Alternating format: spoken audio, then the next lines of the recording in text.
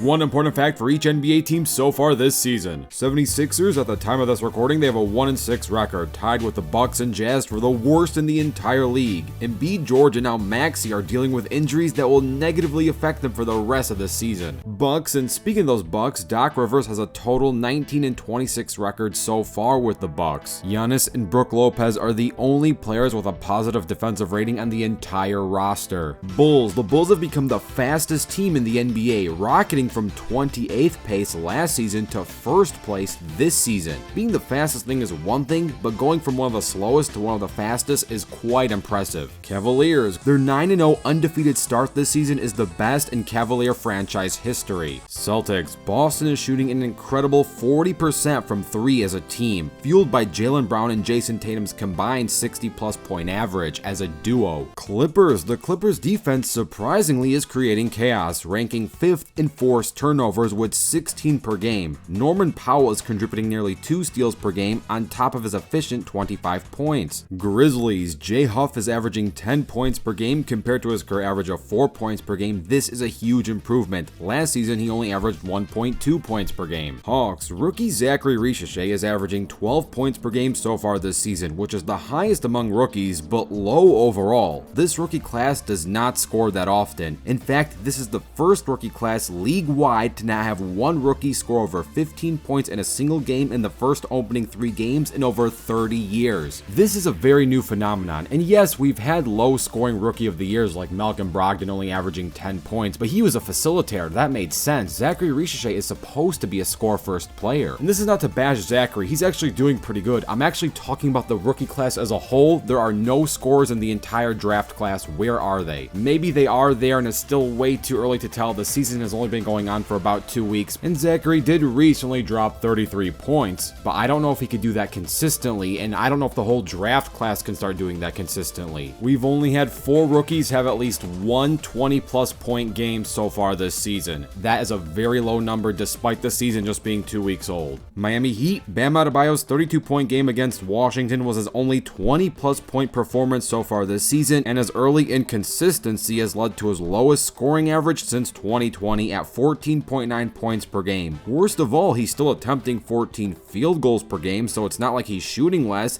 it's just that he's missing more. He's making his shots at a 39% field goal rate. Hornets, Brandon Miller has been essential for Charlotte because they score 18.6 more points per 100 possessions with him on the floor compared to when he sits, a massive impact for such a young player. Jazz, man, are they doing terrible, but at least Keontae George is doing pretty well. He dropped 33 points and 9 assists against Chicago, matching his career high while also posting his best assist to turnover ratio of the season at 4.5. Kings, the Kings' defensive improvement has them sitting just outside the top 10, a shock for a team that allowed opponents to shoot under 40% from 3 for one of their games this season. And many people expected them to be bad defensively, yet that's not the case. They're pretty good defensively. On the flip side, we got the Knicks. New York's defense has struggled to keep opponents out of the paint, allowing a league-high 83% shooting at the rim when Karl Anthony Towns is the primary soft defender in those situations. This man cannot protect the rim in New York. The Big Purr and the Big Apple so far is not a defensive fit. Lakers, Anthony Davis is averaging a career-high 10 free throw attempts per game and has been responsible for 30% of the Lakers' points when he's on the court.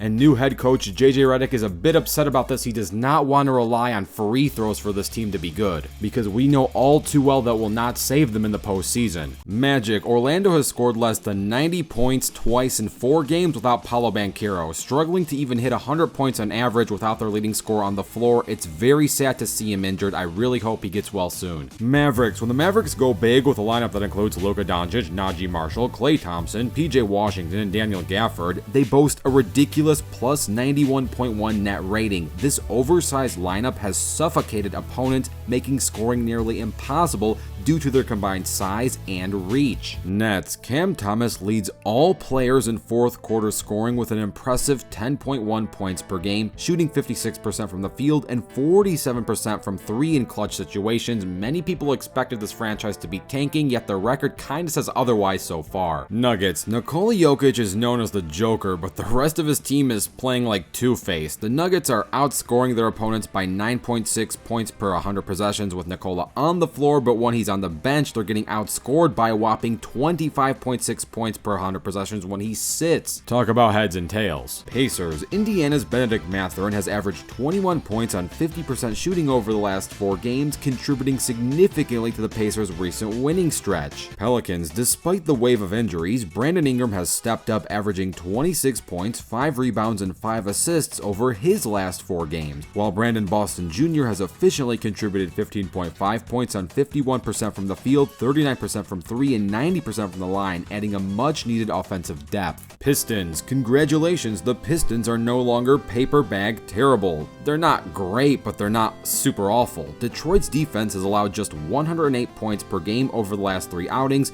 a substantial improvement from last season's 115-point average, showing much-needed progress on the defensive end. Raptors. Second-year player Grady Dick has truly surprised his scoring ability and may make a run for most improved player. He's averaging 20 points per game and leading the Raptors in 4 of their 9 games with 25-plus points, placing him among the highest-scoring sophomores in the league and more than doubling his scoring average from his rookie season. Rockets. With 7 players having a double-digit scoring average, Houston's offense is the most balanced. They have the most double-digit scorers currently in the NBA. Spurs. Victor Wembanyama's recent 5x5 game, that's 25 points, 9 rebounds, 7 assists, 5 steals, and 5 blocks, is only the second of his career and cements his role as a defensive juggernaut. I just wish the overall team record reflected his individual talent because they currently have a losing record. Suns. Phoenix has excelled mightily in clutch games, boasting a 6-0 record with a plus 51.4 net rating in those minutes, largely thanks to Kevin Durant's 67% shooting in close game situations. Thunder. OKC has opened the season with a record-breaking 7 double-digit wins, setting a defensive tone that ranks them as one of the top defensive teams league-wide, making all-time history with their plus 12-point wins. Timberwolves. Minnesota's defense efficiency has fallen to 116 with both Anthony Edwards and Julius Randle on the floor, highlighting their struggle to balance offense with a solid defensive effort. We knew chemistry was going to be shaky, but we did not expect this type of defensive drop. And it's not like Karl Anthony Towns was ever an amazing defender anyway, so I don't know why this is happening. Trailblazers. DeAndre Ayton has been a consistent double-double machine, averaging a mark in all but 1 game this season and shooting over 51% from the field as Portland's main interior presence. But don't get too excited, the Blazers are still at the bottom of the Western Conference, but at least it's a positive sign. Warriors. Golden State's league best defense has held teams to just 40 points in the first half so far this season, as seen in the recent lockdown performance against the Celtics, giving Jason Tatum PTSD of his first finals appearance. This Golden State team might be back in business in terms of title connection. And last but not least, the Wizards. Rookie Keyshawn George made an impression by hitting 6 of his first 8 threes in a single game against said Golden State, providing Washington with a promising new perimeter shooting option. So here were the craziest facts so far this NBA season. Don't forget to dunk on that like button and subscribe with notifications turned on. I'm Rebound Rewind, and I'll fast forward to you later.